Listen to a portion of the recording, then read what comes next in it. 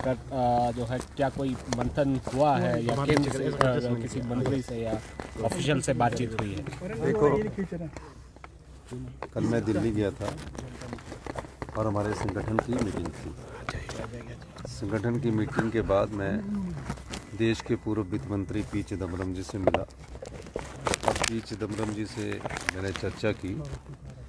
P Chidambaram जी को हमने बताया कि 3 सालों में जो प्रदेश ने व्यवस्था परिवर्तन के द्वारा जो कार्य किए हैं और प्रदेश की फाइनेंशियल सिचुएशन को समझते हुए जो बदलाव किया है उसके बारे में भी मैंने चर्चा की। उन्होंने कहा बहुत अच्छे बदलाव आपने पहले शुरू में ही कर दिए, क्योंकि मैंने उन्हें बताया कि जब मैं मुख्यमंत्री बना अधिकारियों ने मुझे कहा कि आपके ऊपर 76,000-75,000 करोड़ रुपए का कर्ज है और 10,000 करोड़ रुपए की लायबिलिटी है।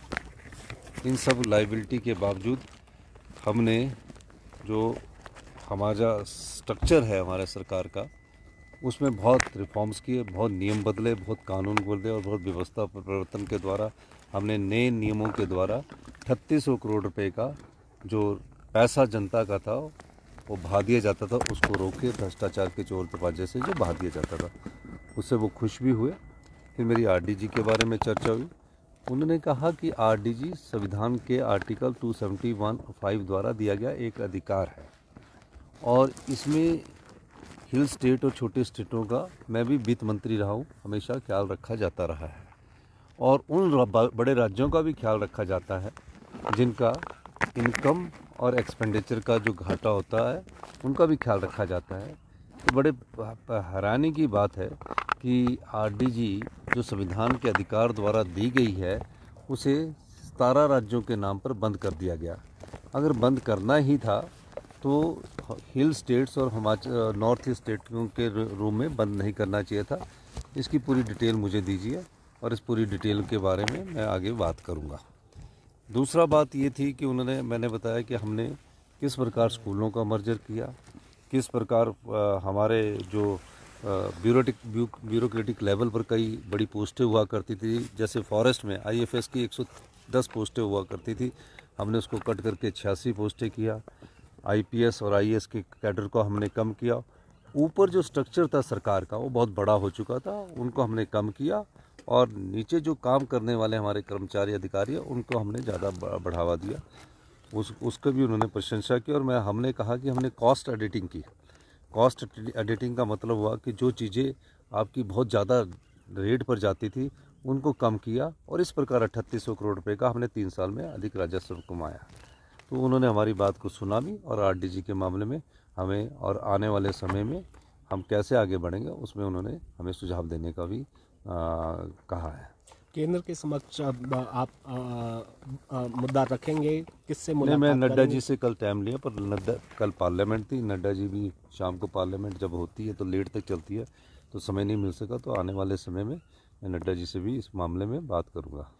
सर, तीन बयान आया है, उन्होंने कहा कि जो चिट्ठी आपने दिखाई है वो बैकडेट की चिट्ठी है, तो ये गलत है इस तरह का। और बिंदल साहब भी कह रहे हैं कि आपके सलाहकार ठीक नहीं है। मैं पहले तो नेता विपक्ष की बात करना चाहूँगा।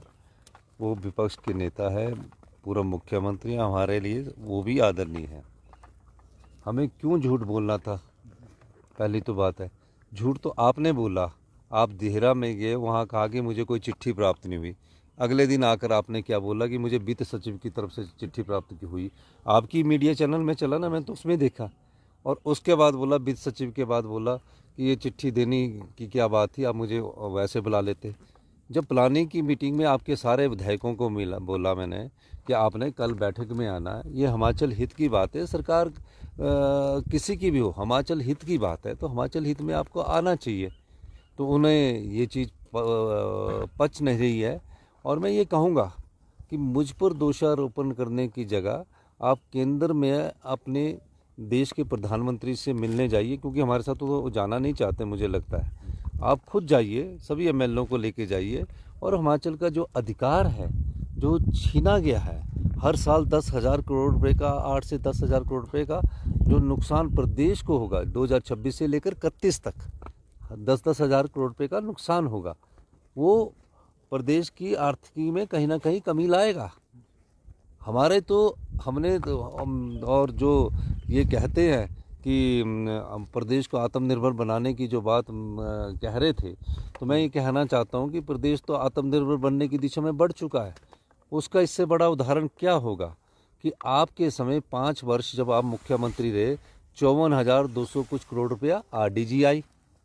हमारे 3 वर्षों में 11 दिसंबर 2023 को जब मैंने मुख्यमंत्री की पद की शपथ ली तो 17,000 करोड़ रुपए की RDG आई। तो RDG जब 17,000 करोड़ की आई और हम सब प्रकार से व्यवस्था परिवर्तन के द्वारा आत्मनिर्भर हिमाचल की दिशा में आगे बढ़े हैं, तभी हमारा हौसला है ना। हमें तो RDG पहले ही कम आ रही है, पर उन्होंने जो 54,000 करोड़ रुपए की RDG आई तो कहाँ फजूल खर्ची की। यही है फजूल खर्ची का। हमने तो उन सब खर्चों को, और खर्चे के अलावा, खर्चे तो बहुत छोटा पार्ट होता है, लेकिन जो भ्रष्टाचार के चोर दरवाजों के द्वारा जो चीज़ 10 रुपए की होती है वो 50 रुपए की चली जाती, मैंने उस चीज़ को रोका और 3800 करोड़ रुपए का राजस्व कमाया। ये मैं उनको कहना चाहता हूँ। प्रदेश आत्मनिर्भर भी बनेगा।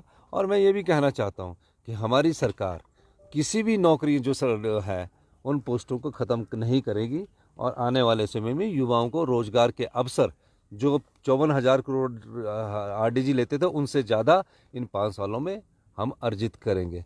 और मैं एक बात और कहना चाहता हूँ, मैं जानता हूँ कि हिमाचल प्रदेश को आत्मनिर्भर बनाने के लिए हमें कौन कौन से कदम उठाने हैं, उन कदमों को उठा रहे हैं। और आपको मैं बताऊँ, हमने पीछे जो कदम उठाए वो आम जनता के को ठेस पहुँचाने वाले कदम नहीं उठाए थे। सिर्फ उन लोगों को जरूर ठेस पहुँची होगी जो लोग सरकार को खजाने को लूटते हैं और सरकार के खजाने से ज़्यादा लाभ कमाने की कोशिश करते हैं, वो ज़्यादा विरोधी मेरे हो सकते हैं। डॉक्टर बिंदल ने जो कहा, डॉक्टर बिंदल जी को मैं कहना चाहता हूँ कि हमारे जो भी लगाए हैं उनसे आधे ही लगे हैं हमारी सरकार में। वो कंट्रीब्यूट कर रहे हैं। क्या कर रहे हैं? कंट्रीब्यूट कर रहे हैं। अपने समय के भूल गए वो सब जो भी हमने लगाते हैं उसको समझदारी से लगाते। किसी MLA को नहीं लगाया, जो उस फील्ड में एक्सपर्ट है उसको लगाया। और इन चीज़ों से हमें वो कुछ नया चीज़ लेकर ढूंढ कर आते हैं। तो इस चीज़ को समझने की ज़रूरत है।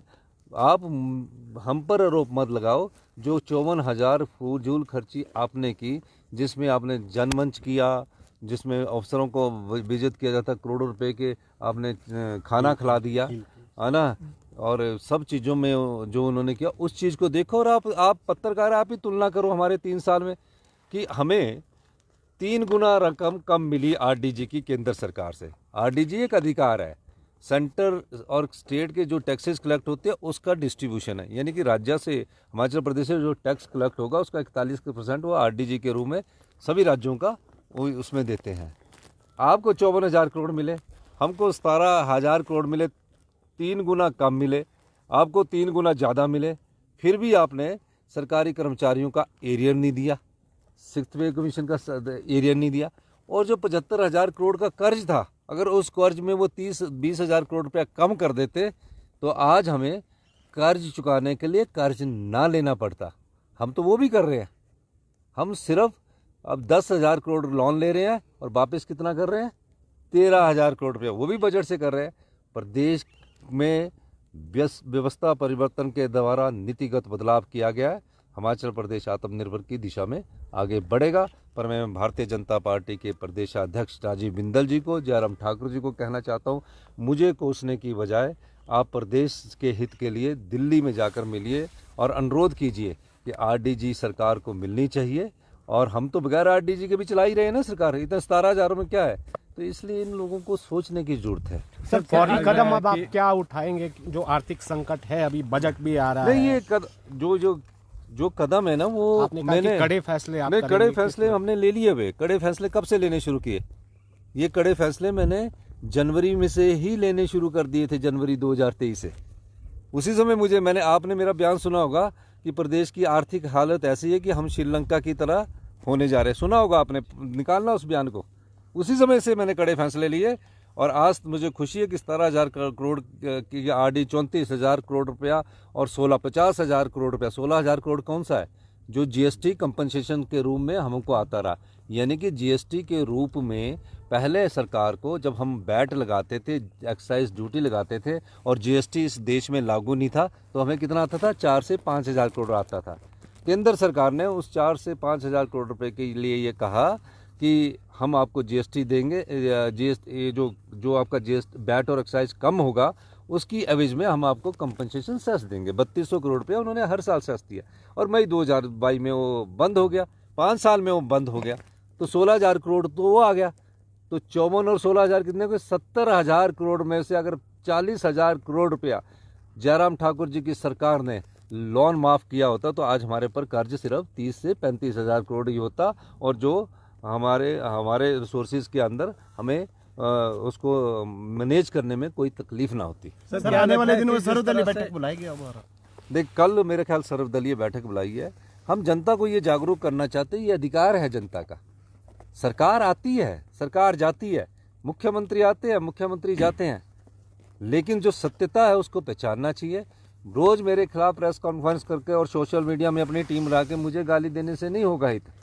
प्रदेश का हित तो तब होगा जब आप दिल्ली में जाकर देश के प्रधानमंत्री से सभी संसदों को लेकर मिलेंगे और कहेंगे कि ये छोटे प्रदेशों का अधिकार है, संविधान द्वारा दिया गया अधिकार है और इसको ख़त्म करना प्रदेश के हित में नहीं है। जो 1952 से मिलता आ रहा था, 1952 में स्टेट स्पेसिफिक ग्रांट मिलती आ रही थी, स्टेट स्पेसिफिक ग्रांट मिलती आ रही थी और 72 साल बाद उसको ख़त्म करना अच्छी बात नहीं। सर अब तो 3 पूर्व मुख्यमंत्रियों के बयान आ गए हैं, वो कह रहे हैं कि आपने तैयारी नहीं की, आपको तो सारी चीज़ों की जानकारी थी। तो वो उनसे पूछना चाहिए कि 17,000 करोड़ रुपए वाली तैयारी होती है और जिन्होंने 70,000 करोड़ पिछले 5 सालों में फजूल खर्ची हुई थी वो तैयारी होती है। और आपको एक और बताऊं, हमने 17,000 करोड़ में 70 साल से ऊपर वालों का सारा एरियर दे दिया। एक 16 से लेकर 22 तक, जो 22 तक का क्लास 4 का 70% एरियर दे दिया। तो ये तैयारी नहीं है और क्या है ये? मैंने तो 1 जनवरी 2023 से ही तैयारी की। उस समय मैंने कहा था कि प्रदेश के श्रीलंका जैसे हालत होंगे क्योंकि श्रीलंका की आर्थिक स्थिति इतनी कमज़ोर थी, लेकिन मैंने उससे उभारा और आज मुझे खुशी है कि जिनको 70,000 करोड़ है उन मुख्यमंत्री को उनसे पूछना चाहिए कि आपने कहाँ कहाँ फजूल खर्ची की है। ये तो कागजों में है ना, सत्य है ना जी, कहाँ कहाँ खर्ची की है। और हमसे ये पूछना चाहिए कि आपने इस प्रदेश को, अर्थव्यवस्था को कैसे मजबूत किया और कैसे आत्मनिर्भर हिमाचल की दिशा में आगे बढ़ा। सर क्या अब ये समय आ गया है कि जो जल जंगल जमीन की बात आप करते हैं, जो संसाधन है, अब केंद्र के साथ सीधी लड़ाई होगी उस पर? देखिए, वो तो अधिकार है, वो संपदा है। हम इकोलॉजी के रूप में हम 90,000 करोड़ का हर साल कंट्रीब्यूट करते हैं। Indian institute of forest management ने इसका आंकलन किया, हमने आंकलन करवाया, लेकिन वो आने वाले समय में आपको और कुछ चीज़ें भी हम आपको बताएंगे और प्रदेश आत्मनिर्भरता के रास्ते पर चल पड़ा है। और निश्चित रूप से ये सभी मुख्यमंत्री को पता है कि आरडीजी जब आय और व्यय के बीच के गैप को पढ़ने के लिए थी, हमने उस गैप को भी पूरा किया। सर आरडीजी बहाल नहीं हुई तो लीगली आगे बढ़ेंगे क्योंकि आप वो तो अधिकार है, वो तो लड़ाई लड़ेंगे। अभी तो हम चाहेंगे कि भारतीय जनता पार्टी के सभी सांसद और सभी मिलकर प्रधानमंत्री जी से मिले। हम लोग भी प्रधानमंत्री जी से मिलने का समय मांगे, अधिकार है। खर्चों में भी कटौती करेंगे? खर्चों में तो ऑलरेडी कटौती हो चुकी है। ये जो आप चलता है, ये जैसे कोई 15 साल पुरानी गाड़ी हो जाती है ना तो उसको बदला जाता है। तो इसलिए जब नई गाड़ियाँ आती है तो कई बार देखता हूँ सोशल मीडिया में गाड़ी चल रही है, अपने खर्चों में कटौती ऑलरेडी हो चुकी है। बताओ कैसे हुई, मैं बता देता हूँ 2-3 उदाहरण। पहले एमएलए को कमरा हिमाचल भवन हिमाचल सदन में 100 रुपये का मिलता था, अब कितना में मिलता है? सबको बराबर कर दिया। कब किया मैंने? जब पहले ही 2 महीने में कर दिया मुख्यमंत्री बनने के बाद। फ्री सबको मिलता था, बिजली एमएलए मंत्रियों को सबको फ्री मिलती थी। अब मैंने क्या किया कि इनको कोई सब्सिडी नहीं मिलेगी, सबको 300 यूनिट से बराबर, जो ज़्यादा फ़ायदा करेगा उसको कमर्शियल में मिलेगी। बड़े बड़े होटलों को आपने फ्री सब्सिडी दी थी, हमने उस फ्री सब्सिडी को बंद कर दिया। खर्चे तो हमने कम कर दिए। ये जो रूटीन के खर्चे होते हैं ये सरकार के नित खर्चे होते हैं। जो खर्चे बंद करके ज़्यादा रेवेन्यू आए और ज़्यादा पैसा ट्रेजरी में है, उसको कहते हैं फिस्कल डिसिप्लिन। उस फिस्कल डिसिप्लिन को हमने किया है और 3800 करोड़ रुपया 3 साल में कमाया, 1 साल में नहीं। एक उदाहरण के लिए, भारतीय जनता पार्टी ने शराब के ठेकों से रिन्यू करने से 4 साल में, जब उनकी सरकार थी 160 करोड़ कमाया, हमने 1 साल में ऑक्शन करके 460 करोड़ रुपए कमाया। वाइल्ड फ्लावर हॉल से उन्होंने इतने सालों से पैसा नहीं लिया, हमने 401 करोड़ रुपया लिया। JSW से हमने 18% रॉयल्टी ली और कई चीज़ों से हमने खर्चे कम किए। और देखिए एडमिनिस्ट्रेशन में जितने ज़्यादा आप रिफॉर्म्स करेंगे और उन रिफॉर्म्स के द्वारा आम जनता को प्रभाव ना पड़े, इस तरह के रिफॉर्म्स पहली बार हिमाचल प्रदेश के इतिहास में किए गए। सर ओपीएस की वजह से कट लग रहा है, क्या लगता है आपको? ओपीएस की वजह से एडिशनल बोरिंग बंद हुई है। आपको मैं बताना चाहता हूँ, जितना डेवलपमेंट में हम सिस्टमेटिक ढंग से खर्च कर रहे हैं, जितनी बिल्डिंगें बन रही है, उनके समय 20% अबव पर बनती थी। अब जो बिल्डिंग 100 करोड़ की थी 20 करोड़ की बनती थी, तो हमने उसको भी कम किया ना, तो कितनी बिल्डिंगें बनती है तो कितने होंगे। उनकी तरह 1000 करोड़ की बिल्डिंगें, 1000 करोड़ रुपए की बिल्डिंगें खाली पड़ी हुई किस काम की थी? हम शिक्षा संस्थान बना रहे हैं, हम जो पैसा अच्छा आ रहा है हर मेडिकल कॉलेज में हाई एंड मेडिकल टेक्नोलॉजी ला रहे हैं, जो एम्स के द्वारा की दी गई।